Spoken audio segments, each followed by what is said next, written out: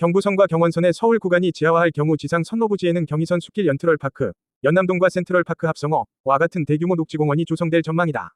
서울역과 용산역 등 역사부지는 업무 상업문화시설 등으로 복합개발된다. 서울시는 이 같은 내용을 담은 철도 지하화 통합개발 계획을 23일 발표했다. 시에 따르면 현재 서울 시내 철도 지상 구간은 6개 노선, 약 71.6km로 15개 자치구를 통과하고 있다. 과거 철도는 도시 성장을 견인하는 핵심 기반 시설로 서울역, 영등포역과 같이 주요 역사가 위치한 지역은 서울 대표 중심지로 성장해왔다. 그러나 시간이 흐르며 소음, 진동 등 공해를 유발해 삶의 질을 저하하고 중심지와 생활권 단절, 주변 지역 노후화로 지역균형 발전을 막아 도시발전 걸림돌로 전락했다. 시가 선정한 지하화 구간은 경부선 일대 34.7km, 경원선 일대 32.9km, 총 67.6km로 총 39개의 역사를 포함한다. 시는 지상 물결표 지하 연결 가능 여부 등 기술적 검토를 거쳐 지하화가 실현 가능한 대상 구간을 선정했다고 설명했다. 대상지는 도심 중앙 서빙고역을 기준으로 경부선과 경원선 2개 구간 내 6개 노선이다.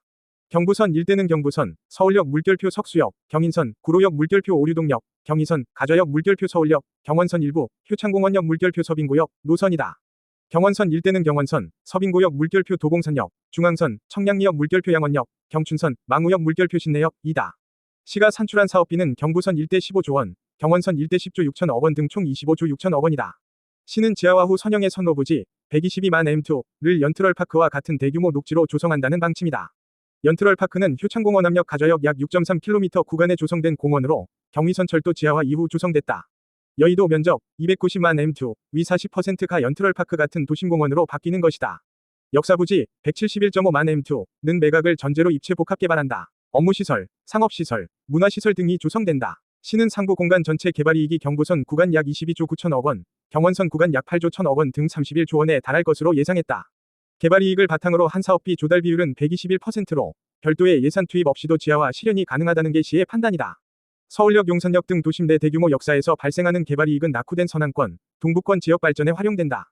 오세훈 서울시장은 서울은 지하화에 따른 변화와 발전으로 도시 경쟁력이 크게 높아질 수 있는 도시라며 시민생활 개선은 물론 서울의 도시 경쟁력을 한 단계 업그레이드할 철도 지하화를 차질 없이 추진해 나가겠다고 말했다.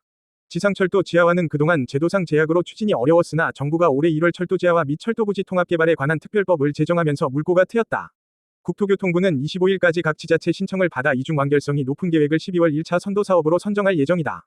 이후 내년 5월까지 추가로 사업을 제안받아 철도 지하화 대상 노선을 확정한 뒤 이를 내년 말 종합계획에 반영한다.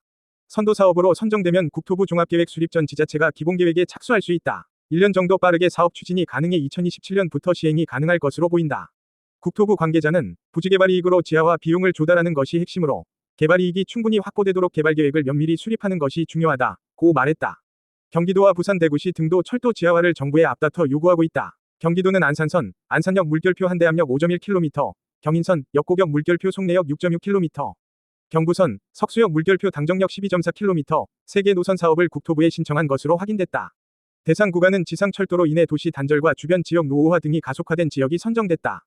도에 따르면 이번 사업은 시행자가 채권 발행을 거쳐 먼저 진행한 뒤 지하화 이후 발생하는 부지 개발 수익 등을 지하화 사업비로 상환하는 식으로 추진된다.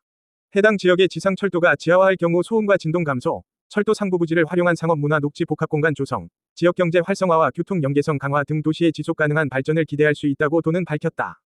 도 관계자는 정부의 선도 사업에 선정될 경우 내년쯤 철도 지하화 및 통합개발 기본계획에 착수할 예정이라며 내년 수립될 국토부의 철도 지하화 통합개발에 관한 종합계획에도 관내 노선들이 반영되도록 노력하겠다고 말했다. 부산시는 구포 물결표 가야 차량기지 8.9km, 부산역 물결표 부산진역 2.8km 등 총 11.7km 구간을 선정했다. 두 구간의 전체 사업비는 3조 6천억 원이다. 부산역 물결표 부산진역 구간은 순수 지하화 대신 인공지반을 조성해 입체복합 개발로 추진한다. 시는 지금까지 총 4차례에 걸친 국토부 컨설팅을 통해 지하화 선도사업 우선 구간을 선정했다. 대구시는 경부선 철도 도심 구간 14km 지하화를 위해 국비 지원을 요청하고 있다. 앞서 시는 2021년부터 진행한 경부선 대구 도심 구간 지하화 등 개발 방안 연구 용역 결과 경부선 지하화로 인한 상부 개발 시 경제적 효과가 미미해 국비 지원 없이는 사실상 사업 추진이 어려워 국비가 필요하다는 입장이다. 시 관계자는 현재 특별법으로는 사업 추진이 어렵고 국비 지원 등 제도 개선이 필요하다고 강조했다. 인천시도 25일 경인전철 지하화 선도사업 제안서를 국토부에 제출한다. 제안서에는 경인전철, 온수역 인천역 22.63km 구간의 지하화 방안을 담고 있으며 경기도와 공동으로 추진된다. 인천시 구간은 인천역에서 부계역까지 14km 구간이다. 총 사업비는 약 6조 6천억 원으로 철도 지하화 3조 4천억 원, 상부 부지 개발에 3조 2천억 원이 소요될 예정이다. 선도 사업으로 선정될 경우 내년 1월부터 기본계획을 수립하게 된다. 이후 2028-2037년 지하화 공사가 진행되며 상부부지 개발은 2030-2042년 이뤄질 예정이다. 대전시는 경부선 구간인 회덕역 세천역 18.5km와 호남선 구간인 대전 오정동 주차장역 가수원역 14.5km 구간을 지하화 대상에 포함했다.